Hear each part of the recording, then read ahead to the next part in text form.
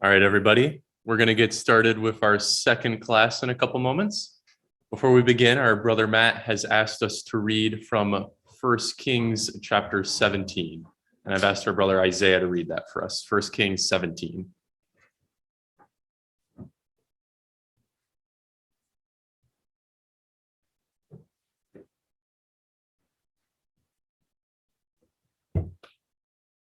All right, reading with you 1 Kings chapter 17. And Elijah the Tishbite, who was of the inhabitants of Gilead, said unto Ahab, As Yahweh God of Israel liveth, before whom I stand, there shall not be dew nor rain these years, but according to my word. And the word of Yahweh came unto him, saying, Get thee hence, and turn thee eastward, and hide thyself by the brook Cherith, that is before Jordan. And it shall be that thou shalt drink of the brook, and I have commanded the ravens to feed thee there. So he went and did according unto the word of Yahweh, for he went and dwelt by the brook Cherith, that is before Jordan. And the ravens brought him bread and flesh in the morning, and bread and flesh in the evening, and he drank of the brook. And it came to pass after a while that the brook dried up, because there had been no rain in the land. And the word of Yahweh came unto him, saying, Arise, get thee to Zarephath, which belongeth to Zidon, and dwell there. Behold, I have commanded a widow there to sustain thee.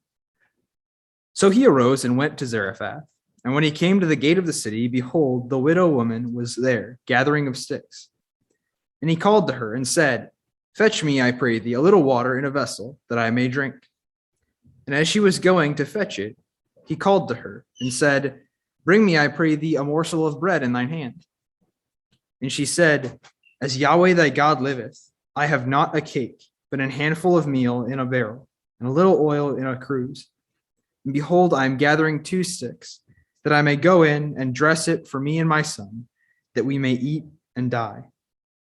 And Elijah said unto her, Fear not, go and do as thou hast said, but make me thereof a little cake first, and bring it unto me, and after make for thee and for thy son. For thus saith Yahweh God of Israel, The barrel of meal shall not waste, neither shall the cruse of oil fail, until the day that Yahweh sendeth rain upon the earth. And she went and did according to the saying of Elijah, and she and her house did eat many days. And the barrel of meal wasted not, neither did the cruse of oil fail, according to the word of Yahweh which he spake by Elijah. And it came to pass after these things, that the son of the woman, the mistress of the house, fell sick. And the sickness was so sore that there was no breath left in him. And she said unto Elijah, What have I to do with thee, O thou man of God? Art thou come unto me to call my sin to remembrance, and to slay my son? And he said unto her, Give me thy son. And he took him out of her bosom, and carried him up into a loft, where he abode, and laid him upon his own bed. And he cried unto Yahweh, and said, O Yahweh my God, hast thou also brought evil upon the widow with whom I have sojourned, by slaying her son? And he stretched himself upon the child 3 times, and cried unto Yahweh, and said, O Yahweh my God, I pray thee, let this child's soul come into him again. And Yahweh heard the voice of Elijah, and the soul of the child came into him again, and he revived. And Elijah took the child and brought him down out of the chamber into the house, and delivered him into his mother. And Elijah said, See, thy son liveth. And the woman said to Elijah, Now by this I know that thou art a man of God, and that the word of Yahweh in thy mouth is truth.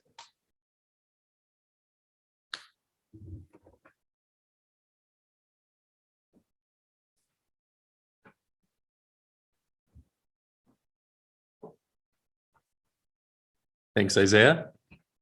And this time we'll call up our brother Matt, who's speaking to us on the topic of Elijah, and his second class is titled A Lesson for Elijah. Brother Matt.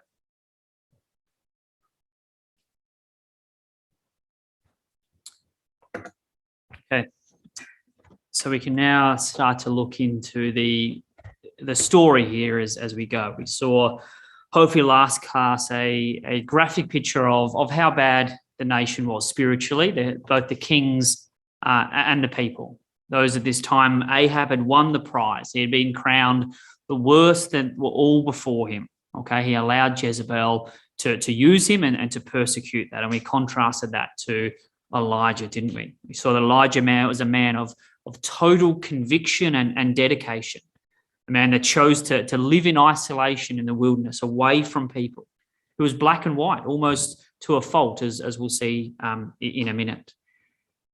He was unbendable, unmovable. We saw in James as well that off his own initiative, his own idea, he prayed because he wanted the rain to stop. He prayed as a way to bring the people back to God, to bring drought, to shake them out of this empathy, and to bring them back to God.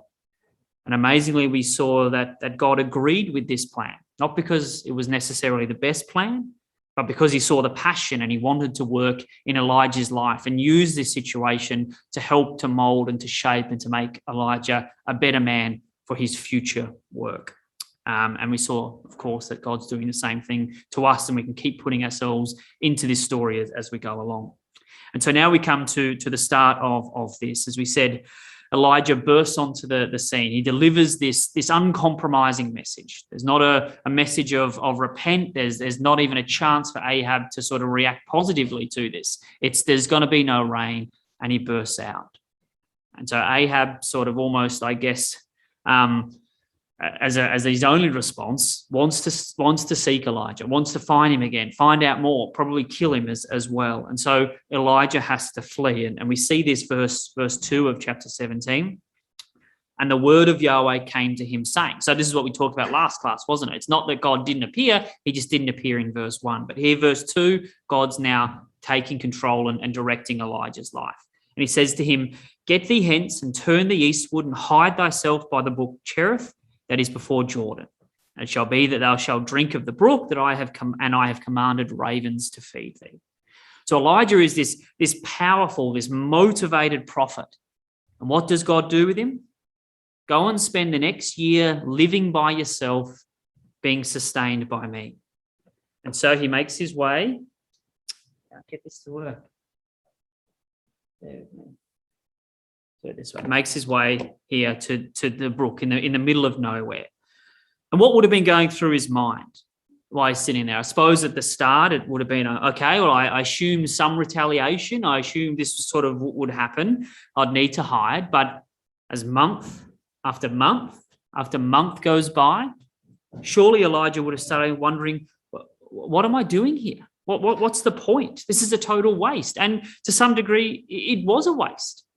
Elijah could have been out preaching. He could have been talking to the people. He could have been trying to spread God's word, working in the school of the prophets, doing all of these things. But because he had chosen the method of drought as his way to preach, this is one of the consequences.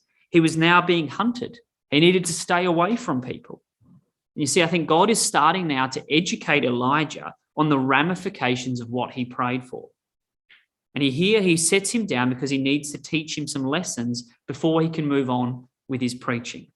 And I think there are two main lessons that God is going to teach Elijah here over this next year by this brook. One, it's what I call the lesson of the brook, and then as well the lesson of the ravens. You see, verse 7 here, let's read this again. "And it came to pass after a while that the brook dried up." Why did the brook dry up? Because there had been no rain in the land. So imagine how helpless Elijah would have felt as slowly, day by day, the brook starts to dry up. His only source of water would have just been a nice flowing brook, and then a little bit, and each morning it gets a little bit muddier, a little less water. As Elijah's wondering what's going to happen, until finally he wakes up there that morning and there's no water left. And who does Elijah have to blame? Well, the verse is very clear, isn't it? Why there was no water. There was no water because there was no rain in the land. Why was there no rain? Because that's what Elijah had prayed for. He had asked the rain to stop. He was the very reason there was no rain, why he now had no water to survive on. And I think God is showing Elijah the implications of what he's prayed for. This is how other people in the land were feeling as well. Their water was drying up. They were going through this exact same thing. And then God's going to take Elijah to a widow who's about to cook her last meal, and then her and her son are going to die because of Elijah. These are real people, Elijah, suffering because of what you prayed for. And it would have been very humbling for him to experience that. And suddenly, what seemed so black and white, living up in the wilderness of Gilead by himself, the people had sinned. The Old Testament says they need to be whipped back into shape. Now, we're going to pray for a drought and turn them all around. Suddenly, it's not so black and white. And the real life implications are being shown to him and is hitting him on a very personal level as he finds himself completely without water. We'll show as we continue that God is going to continue to remind him this with the widow's house. What about the lesson of the ravens? Well, day and night, he would have witnessed the miracle of the ravens bringing him food. And at first, no doubt, being a good, devout Jew, that would have disgusted him, ravens being unclean. But after a while, he would have seen that they served a purpose, that they were there because God had sent them and they were useful and they were beneficial. And the ravens have a very clear type in the Bible that you're probably aware of. Here, Job. Who provideth the raven for food? When his young ones cry unto God, they wander for lack of meat. Psalms, he giveth the beast his food to the young ravens when they cry. Luke, consider the ravens, Jesus says, for they neither sow nor reap, neither have any storehouse nor barn, but God feedeth them. How much more are you better than the fowls? So the type is very clear in the Bible. God looks after and provides and cares for the raven. They are helpless, but God doesn't ignore them. Instead, he makes a point of providing for them. So we have this unclean thing that is actually beneficial and it's important to God. And God specifically goes out of his way to care and to look for them, even if they seem insignificant. And the next verse here in Kings locks these ideas together, because we're in verse 9 of chapter 17. Arise, get thee to Zarephath, which belongeth to Zidon, and dwell there. Behold, I have commanded a widow woman to sustain thee. And you probably know this as well. These phrases are exactly the same phrases. I've commanded the ravens to feed thee. I've commanded a widow woman to sustain, or it's the same word, to feed thee. The only difference is the widow and the raven are different. And the widows as well had a very specific type and a very specific point in the Bible. Let's go to this next one. It's the same thing. How they mentioned, he executeth judgment for the orphan and for the widows. He loves the foreigner and gives them food and clothing. A father to the orphans and to advocate for the widows is God in his holy dwelling place. Widows are defenseless people that God looks after and protects. It's exactly the same as the ravens, isn't it? This Gentile woman, is she any different to the raven? Both are unclean. Both rely on God to care for them. Both serve a role and are important to God, and God goes out of his way to make sure that they are okay. And both of them now in this story are going to go out of their way to sustain Elijah. And doing so, God's going to spiritually sustain the widow by sending Elijah as well. So there's this lesson here. So why didn't God send Elijah to the widow straight away? Why wait at the brook? Well, as I said, I think he needed to learn the lesson of the brook, but as well, he needed to be taught this lesson of the raven. That is, no matter who you are or who these people are, God cares for them and provides for them. See, Elijah was, we said, a typical Jew at that time. He looked down on Gentiles. We've already seen he wasn't the greatest people person that there was. And so he probably wouldn't have been able to help this woman if he first just met her. First of all, God needed to spend a year working with Elijah, preparing him, shaping his mind, getting him in the right mindset before he could go and help this widow. And it's not an uncommon approach. We're familiar with Acts chapter 10. Just before God sends Peter up to baptize the Gentiles. He needed to spend time preparing him. He sent him those visions of the unclean animals twice to try and prepare his mind. So he was ready that when he went to the Gentile family, he could baptize them. It's same here with Elijah. God needed to spend a year working and preparing him. So he was ready for this to help this widow. And for me, that's such a powerful example of our loving God. All of this time spent at the brook, organizing the ravens. God could have organized for food to be there. Why choose the ravens? Why spend all of this effort and work doing this? All of this, a year of Elijah's life, all of it invested an effort into converting just this one individual family. And that's the big, powerful lesson for Elijah being taught and for us as well here today. that God cares for the little people. God looks after the individuals. No one is too small. No one's too insignificant for God. We saw those verses, the tiny little baby raven crying out for food. God hears that and he does something about it. The lonely single mother there, God looked after her, provided for her spiritually and materially. It's a wonderful insight into our Heavenly Father's character that comes out time and time again throughout the life of Elijah. And it's one hopefully that we can take and take comfort from ourselves this weekend. No one is too small. No one is too insignificant for our God to care about and to provide for. And because the other great thing about this is Elijah is not the only one to learn the lesson of the ravens. They have a very specific lesson that's also important to us as young people as well. We also can learn the lesson of the ravens.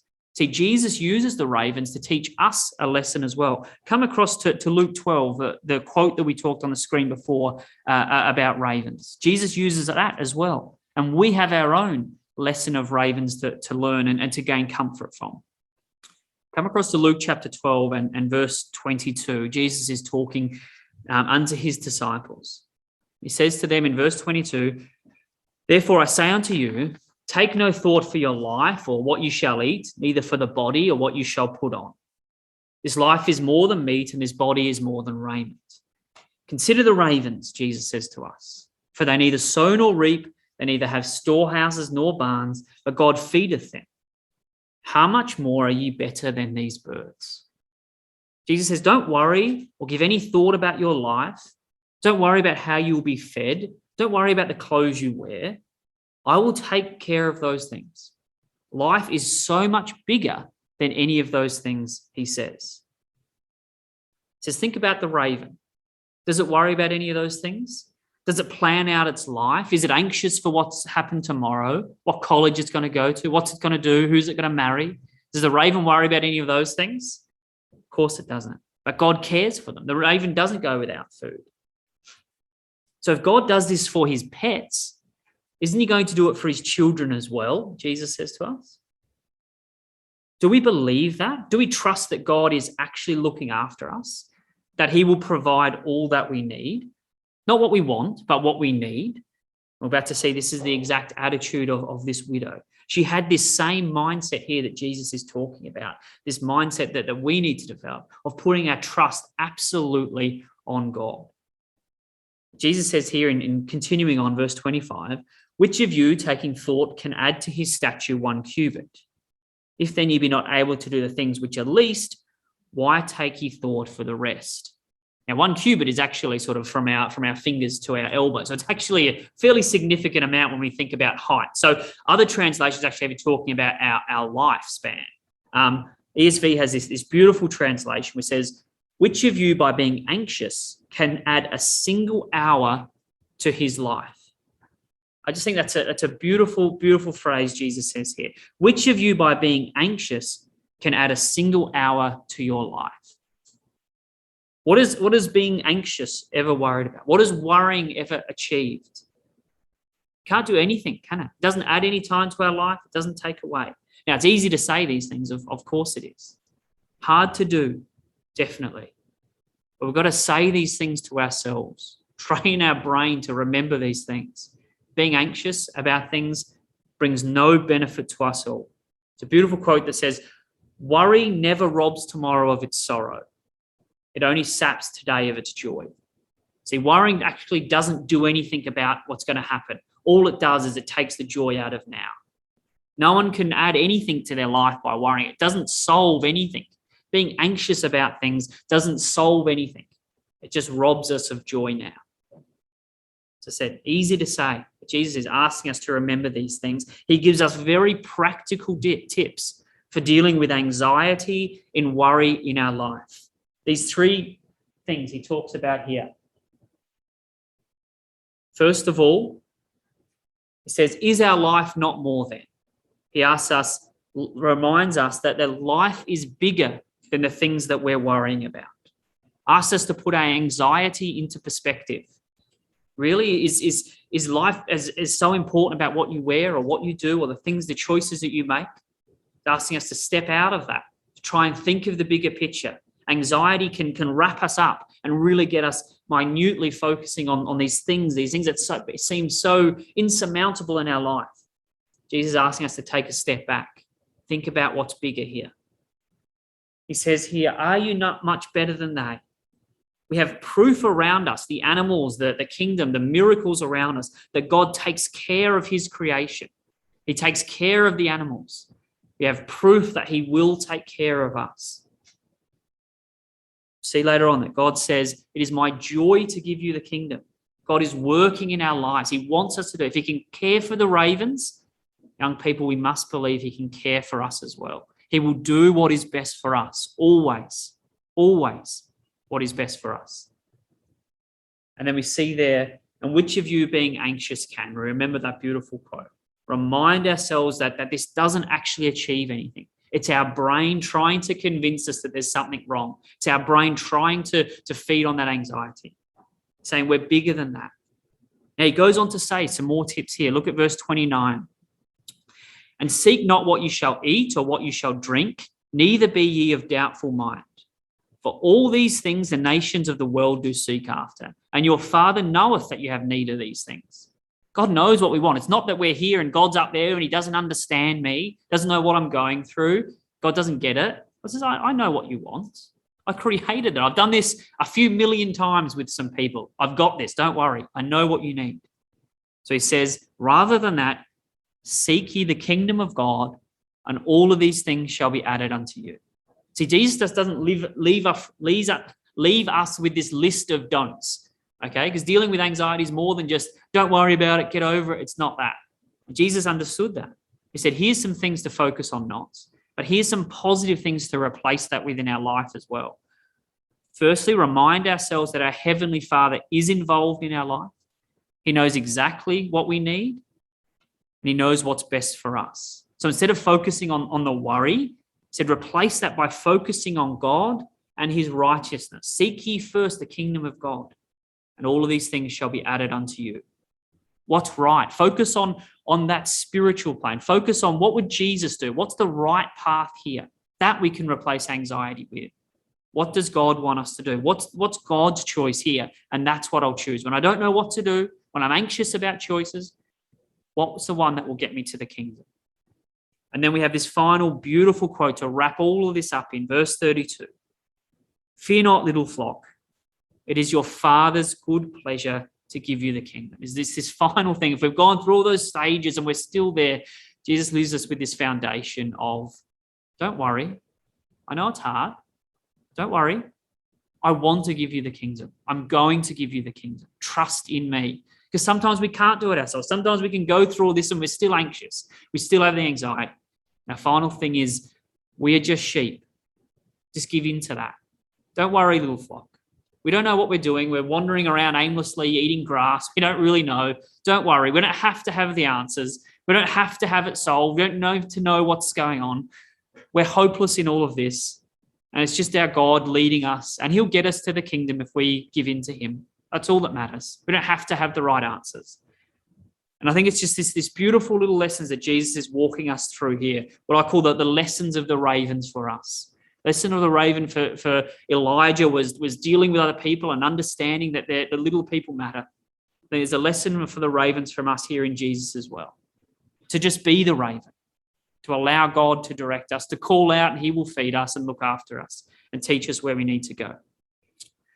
Okay, let's come back then to Elijah and see what's next step in 1 Kings. He's now been at this brook for a year or so now. The water's dried up.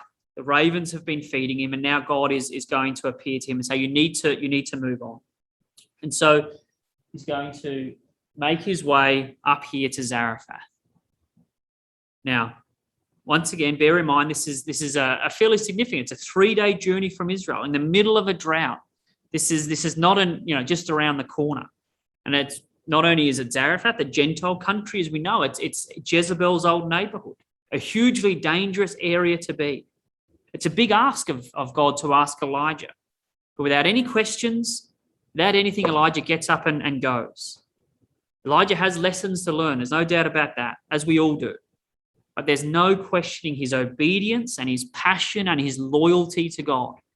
There's only one time he goes somewhere where God didn't ask, and we'll look at that on Sunday. But every other time God asks him to do something, he does it exactly as God asks. There's no questioning his obedience to and loyalty to God.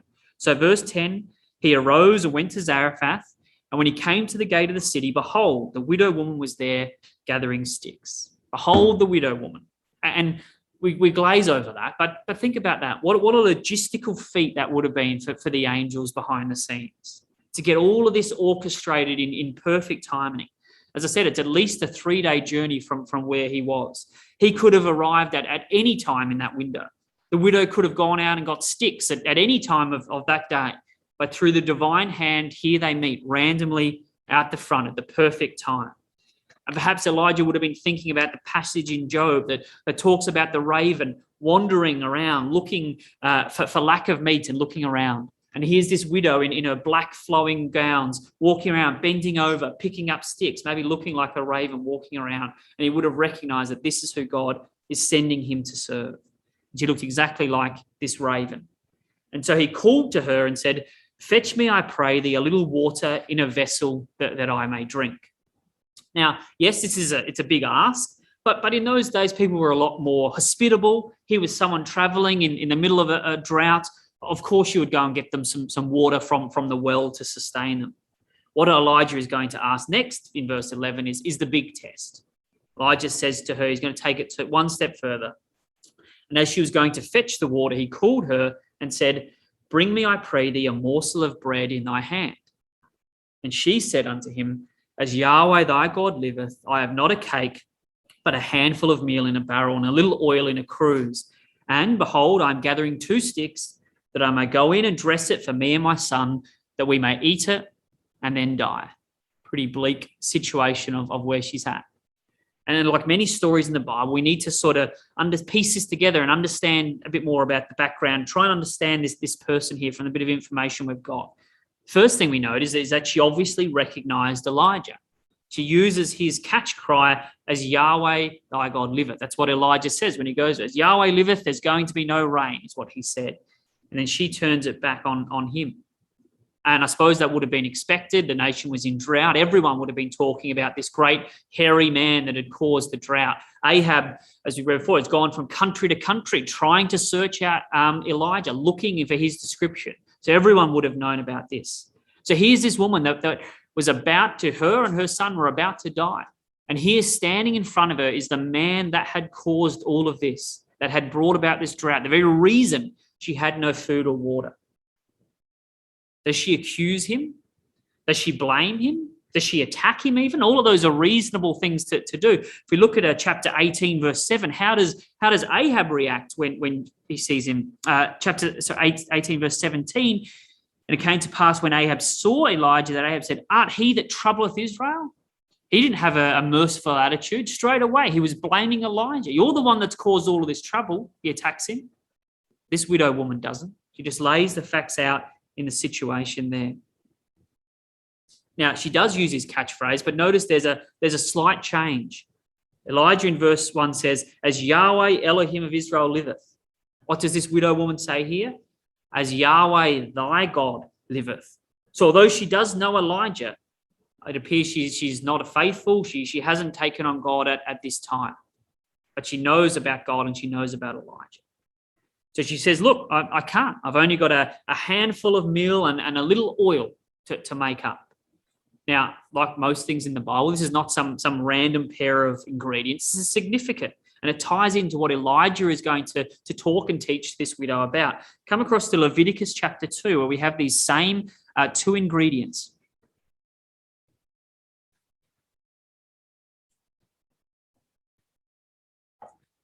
Leviticus 2 and verse 1, it says there, "And when any will offer a meat offering unto Yahweh, a minkah or a freewill offering, this offering shall be with fine flour, and he shall pour oil on it and put frankincense on it." So here we have these same things, a little bit of flour and a little bit of oil made up the minkah, the meat offering. And what would happen next to this offering? Verse 2, And he shall bring it unto Aaron's sons, the priest, and he shall take thereof his handful of flour thereof, and the oil and the frankincense, and he shall burn that part on the memorial of the altar as an offering by fire, a sweet smelling savour to Yahweh.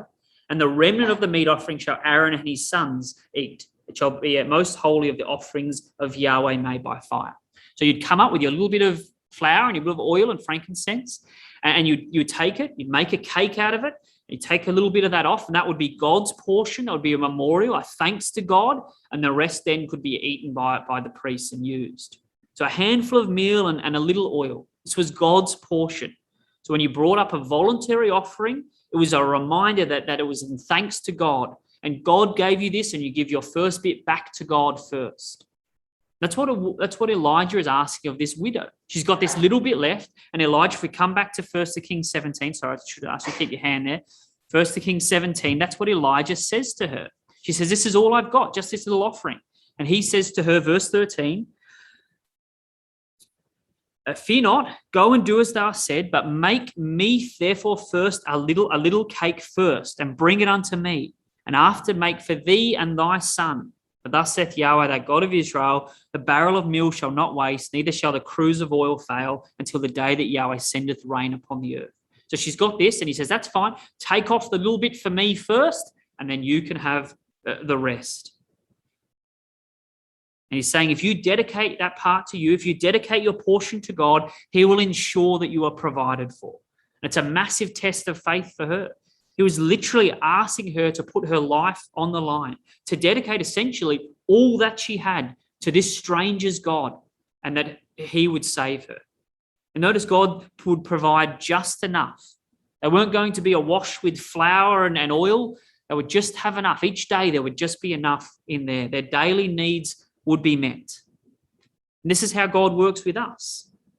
We shouldn't expect him to provide more than just that, our daily needs. If we dedicate ourselves to God, if we give him his portion first of everything that he's given us, then he will provide for our daily needs, as we saw with Jesus' words in Matthew. He'll provide and look after us, ensure that we just have enough.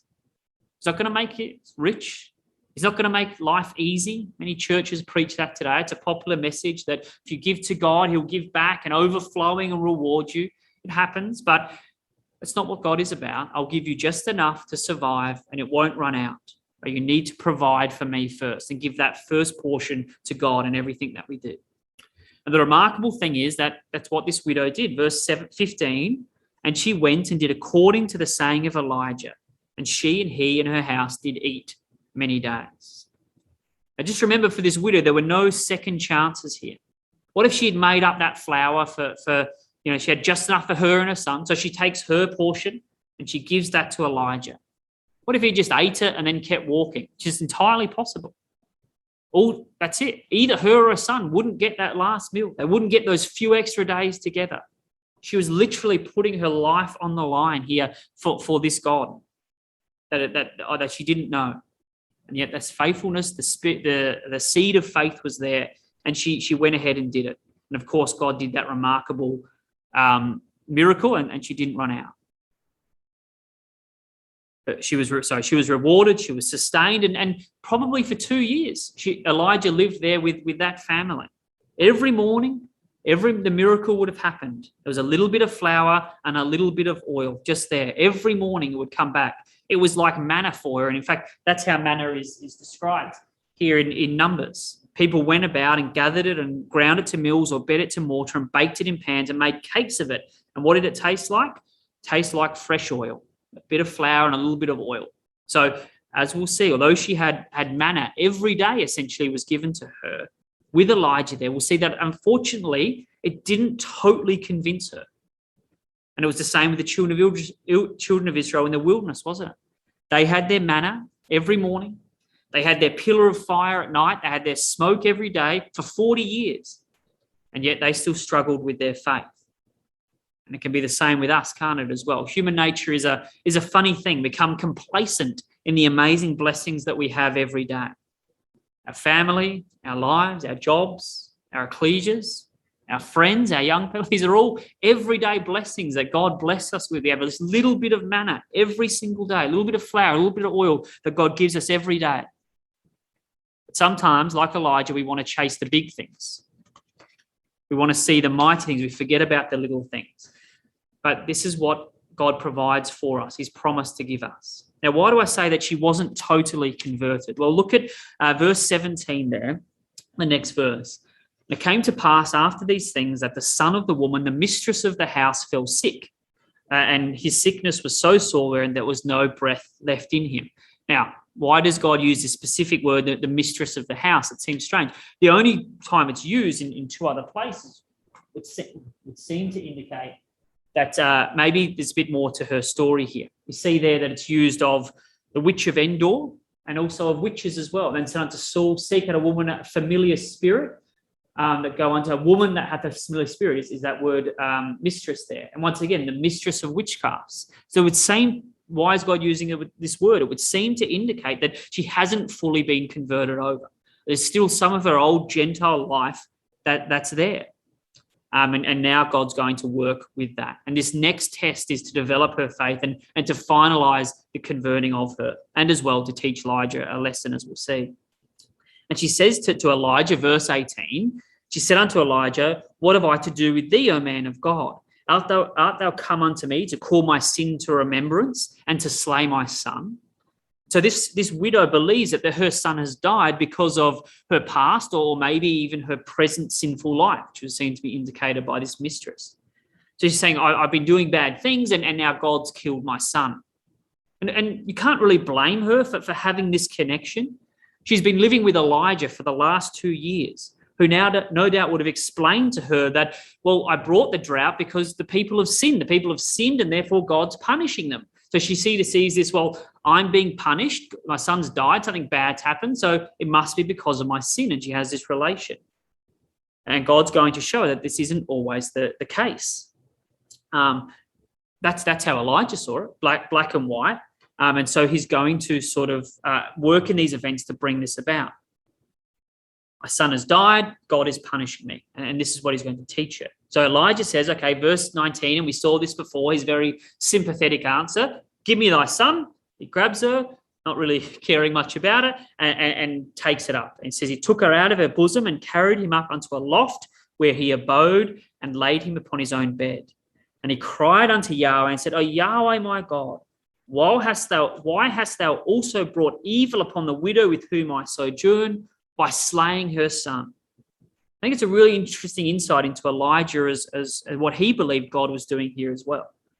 Now, it's really important to remember that if Elijah hadn't arrived when he did 2 years ago, that both this child and this widow would have died from lack of food due to the drought. Remember, that's what she said. I'm about to eat my last thing and then we're about to go and die. So the question is, would Elijah have acted this way if on the day that he arrived, some random Gentile boy died? Would he have rushed to this child and grabbed him and taken him up to God and prayed earnestly that this child was resurrected from the dead? Would he have connected with him and tried to do these things? From what I've seen with Elijah so far, I don't think so. I don't think that would have been his reaction.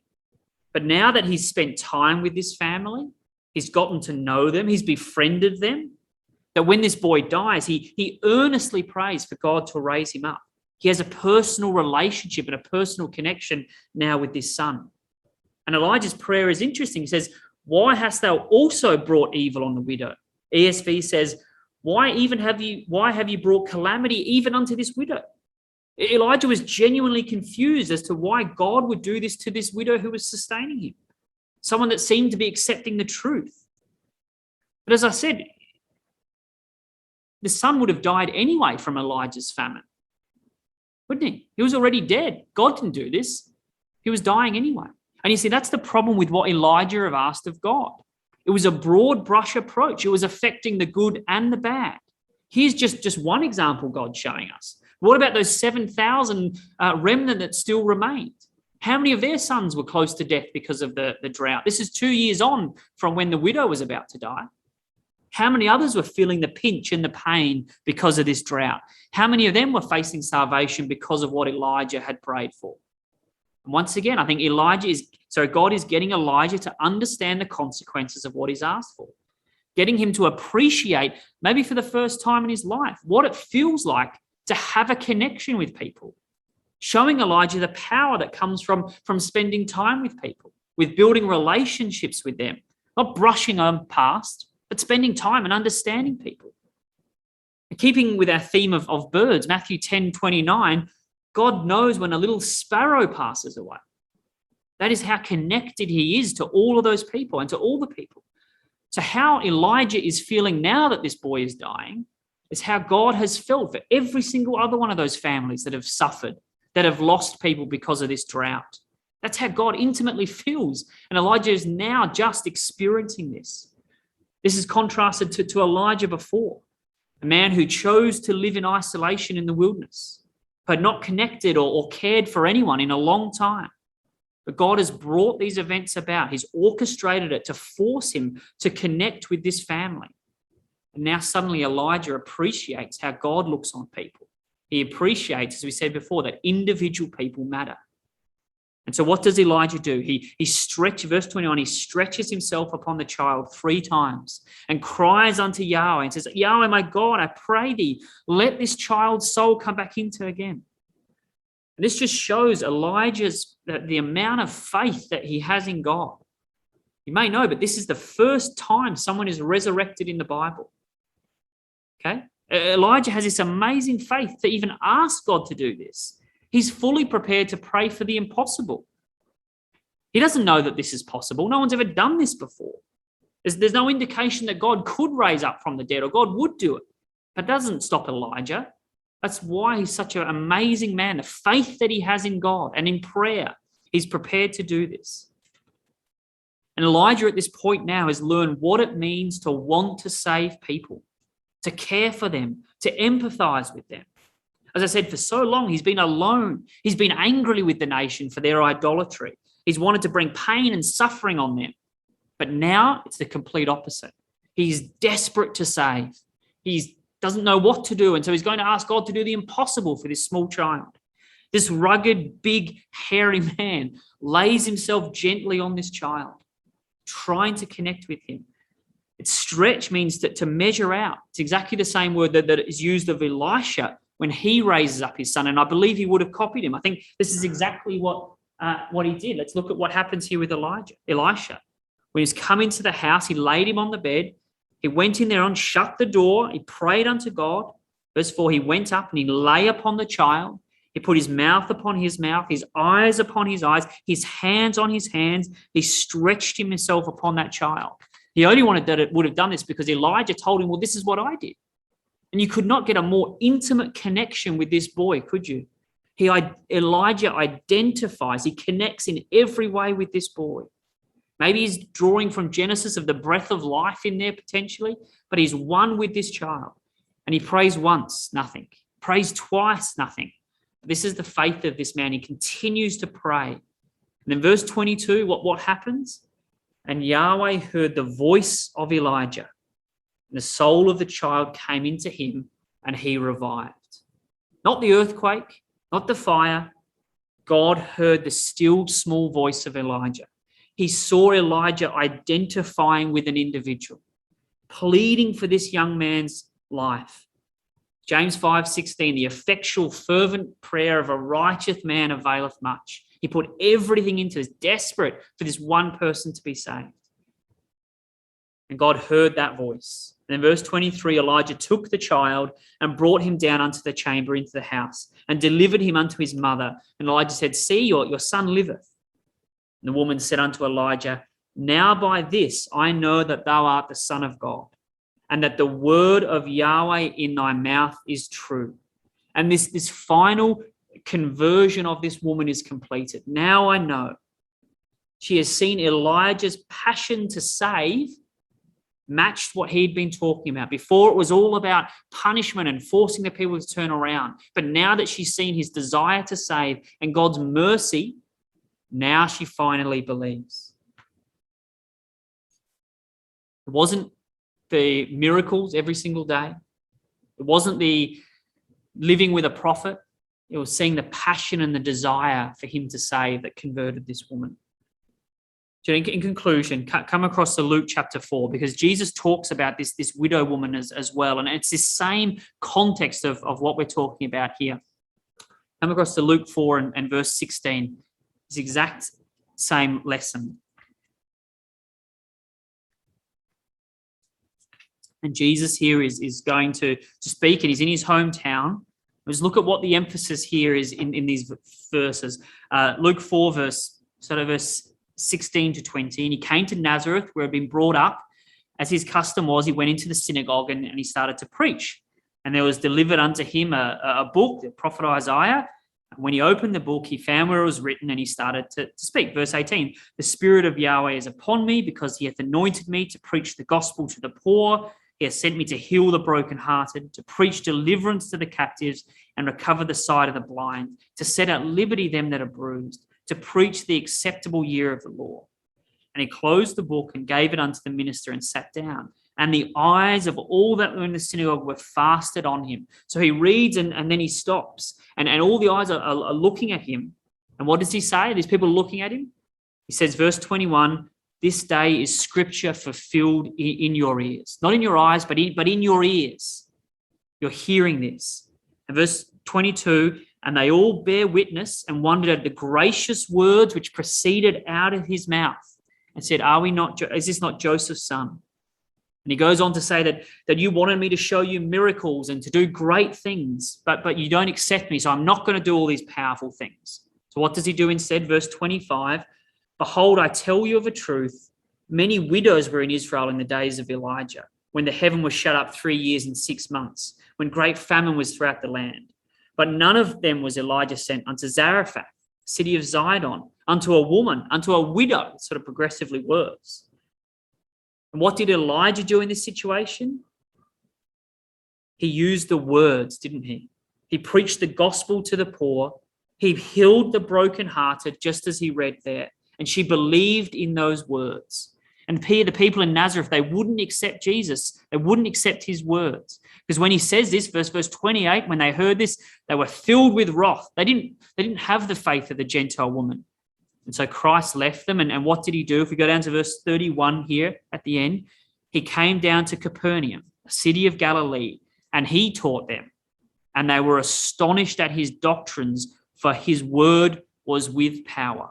So all of this, everything, Elijah, everything about is all about the word, the power of the still small voice to affect people's life. That connection, that desperate desire to save individuals is what gets results. That's what the focus was.